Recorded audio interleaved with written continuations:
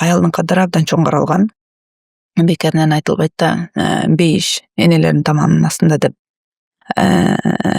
Аялдын кадыры ушунчалык бийик, аялды жалгыз сапарга дагы чыкпасын дейт да. Анан муну бизде туура эмес көз караштагылар аялдарга чектөө кылынат, уларда жада калса сапарга чыкса болбойт деп. Махрамы жок депчи.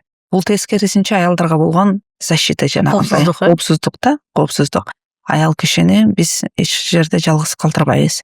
Аял киши турмушка чыкканга чейин атасынын, ага энелеринин жоопкерчилигинде болот. Андан кийин күйөөсүнүн жоопкерчилигинде болот. Бир жака чыкса дагы анын ушул жүгүн көтөрүп, ошону бир коргоп жүргөн жанында дайыма эркеги бар болот да. Ошол эле нерсени диндеги эмес адамдар, же диндин түшүнүгү жок адамдар, жан сакчыларды алып кылып жатпайбы? Бизде шариатта бул нерсе башынан эле каралган. Жан сакчы дайыма жанында бар болот, жана тууганы.